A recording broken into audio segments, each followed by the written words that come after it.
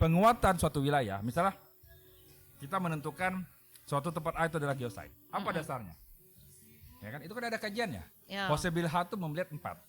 Pertama itu warisan geologi itu harus rarity, harus representativeness, harus ada geological isunya yang diangkat, dan terakhir itu ada level of interpretation. Kenapa? Tingkat interpretasi ini akan mempengaruhi pemahaman kita, dia layak gak dia menjadi langka, layak gak dia representatif. Karena tanpa ada poin terakhir ini tidak akan terjadi.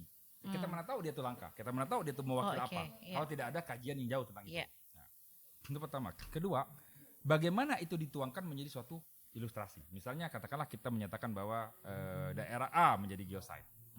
Memenuhi nggak kira itu? Kalau memenuhi, bagaimana dampak warisan geologi terhadap budaya setempat?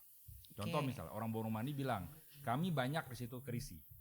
Ya kan, Nemepterus porcasus. Kenapa banyak di situ? Kan pasti ada gejala geologi yang mendengku itu. Ya kan, misalnya di situ bahwa ikan ini akan memakan karena dia ada di situ karena ada makanannya. Karena pertama ada habitatnya. Habitat seperti apa? Eupotik misalnya. Air yang terkena sinar matahari sehingga mereka mudah menemukan makanan yang mereka suka. Makanan mereka apa misalnya? Di situ ada Astrorionella ataupun Rhizosoleria. Rhizosoleria itu suka dengan apa? Nah, suka dengan air yang mengandung fosfat dan nitrat. Fosfat dan nitrat dari mana? Nah, fosfat secara geologi itu berasal dari kebanyakan batu granodiorit P2O5. Itu contohnya. Atau misalnya orang kalau kita bicara orang ngula belacan, sering paste atau terasi, di mana dia?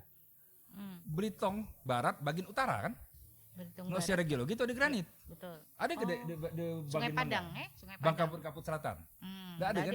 Nah, terus geologinya ternyata situ granit. Nah, ini kan ada kaitan.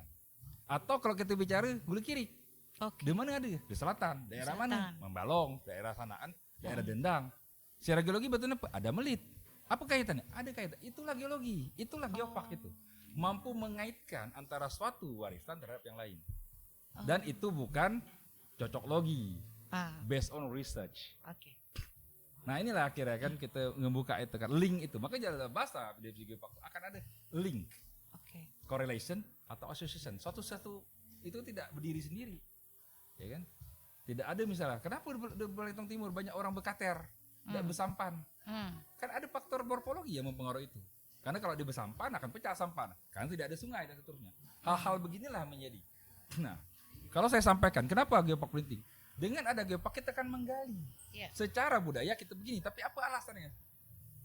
Tidak lagi itu berdiri sebagai asumsi, tapi berdasar fakta saintifik. Betul. Ya kan, walaupun awalnya dari hipotesis. Iya.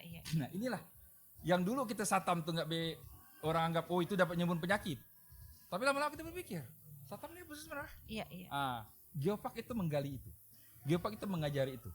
Geopark itu akan membawa kita tuh akan mencintai itu dengan warisannya. Awalnya kita menganggap satam itu sepele, tapi setelah kita tahu bahwa ini warisan yang tidak langka, maka saya bilang satam itu tidak banyak ditemukan di banyak tempat. Makanya alam ilmiah melekat dari Belitonite. Tidak ditemukan di Bangka, tidak ditemukan di Jawa, tidak ditemukan di Sumatera, tidak ditemukan di Kalimantan, tidak ditemukan Belitung di bagian barat, cuma di Belitung bagian timur. Nah ini kan jadi menarik gitu loh. Kenapa hal itu terjadi? Fenomena inilah yang harus kita coba gali. Dan bahasa geopark lah yang menjadikan itu, yang menjadi storytelling untuk kita bisa sampaikan kepada pengunjung. Sesuai dengan tahapan pengunjung tadi kan. Kalau dia non saintifik gak mungkin kita akan bicara terlalu jauh secara ilmiah.